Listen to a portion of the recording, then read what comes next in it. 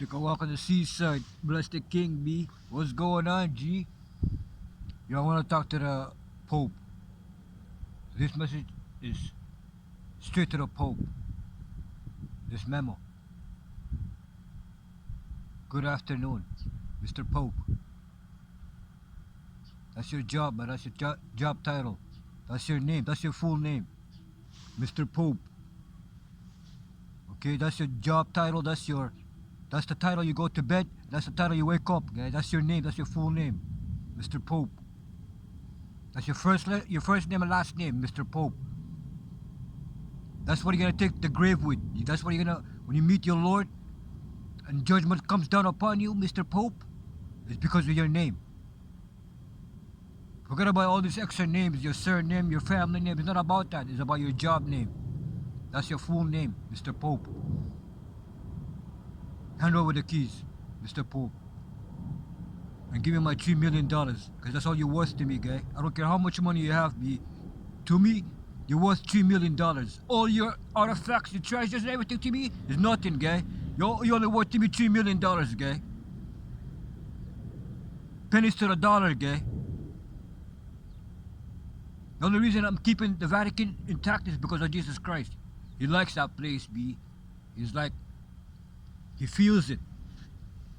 You know, like it's like his swagger. You know, he likes that flex, okay? Christ. So he likes the symbolic designs and all that thing. I said, no problem. That's, you know, everybody likes symbolic designs, bro. You know what I'm saying?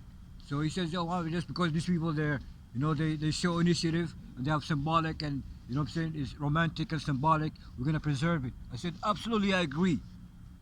I'm always about preservation. And I'm quick to destroy if I have to. You know what I'm saying? No feelings for no Vaticans. You know that, Keisha. No feelings for no Vatican. And all due respect, I love the sisters. Some black woman, she was paranoid in the bus, back of the bus in Toronto, guy. And listen, OG, you know, the lady, she was panicking because some Spanish brother was sitting next to her, and then everybody, she was like, the bus was so packed, B, in the evening, at 9 o'clock in the evening, B. The bus is packed like 9 o'clock in the morning. TTC is always packed, B. You know what I'm saying? There's nowhere to sit down, guy. So this sister, she was complaining, this man is next to her, though she's squeezed up and she's like feeling claustrophobic, but she's not expressing that word literally. She's not saying I'm claustrophobic and stuff, but she's like a Yardi sister, a Caribbean sister. She's claustrophobic, but she felt like the man was like choking her, guy, because she was like, she's feeling claustrophobic. She felt like people was choking her, but she couldn't breathe, yeah. So she started to panic and stuff and started bawling out of control, yelling. I saw it got my attention, so I got up and I said, "Oh, what's wrong, sister? You okay back there? You know, the back of the bus, you're panicking and stuff. You're in distraught." And then she says, "Oh, don't call me a sister." I said, "What a blood clean person is this?" I said, "What are you, a tranny then? What are you then? If you're not a sister, what are you, a tranny?"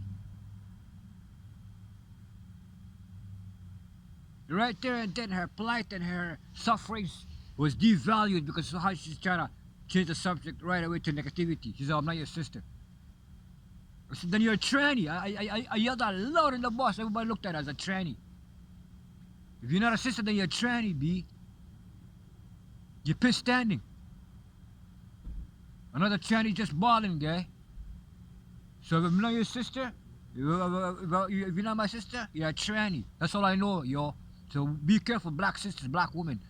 If you said to somebody, "Yo, I'm not your sister," people are gonna call you as a tranny. So it's an honor to be called a sister. If you refuse to be called a sister, then you're a tranny right away, B. That means you're pissed standing. So be careful, don't tell man, "Yo, you're not a sister." Just shut your mouth and stop bawling. If you're claustrophobic, don't go all the way to the back of the bus and then end up feeling claustrophobic and, you know, squeezed. You're squeezed and you're feeling claustrophobic because you're phobic. You have anxiety because of phobia and because of overcrowdedness. You start panicking because you're claustrophobic. And you feel like people is like, you know what I'm saying, choking you and stuff because the feeling of claustrophobia. When you're claustrophobic, B, you feel like you're caged by people You know what I'm saying? So that's the type of feeling the TTC is inflicted upon people. People feel claustrophobic, encaged, dishonored, disrespected inside a bus, no seat, disregarding your comment, disregarding your feedback, disregarding everything, B. It's like downplaying what you have to say. You're saying, yo, the guy wants to condemn you, because you have a feedback about the service. I said, no Canadian government is going to be, or no Canadian business is going to be promoted in any country because of how they disrespect feedback. No man's gonna take Canada serious, guy, for any business, guy, because you don't respect man's feedback, guy. No Canadian company, no Canadian professional is going to be hired in any company abroad and or globally or galactically, guy. You will not be taken seriously, guy. All your Canadian credentials will be disrespected and spat on, guy, because the way you treat your citizens, guy. You're full of discrepancies and confusion and chaotic situation. You disgraced existence altogether.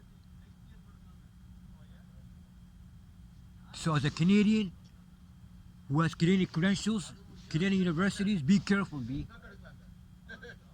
No man's gonna respect your Canadian credentials. I don't care what you have. I don't care if you have PhD, master's degree, honors degree. No man respects your Canadian credentials, guy. No man respects your Canadian touch. You see what's going on in New York City right now? Mass arrest of all Africans, mass arrest of all Ethiopians, mass arrest of all Indians, mass arrest of all Mexicans. If you don't speak English, guy, they're gonna deport you, arrest you, detain you, keep you in jail for about 5 years, and then send you to a third country, guy, because you don't speak the language, B. The minute you speak a next language, guy, you're gonna get deported, guy, put you in a cage, guy. You better know your language, boy. You better know your English, guy. You better know the local forms, guy. You better get to know your local barn, guy.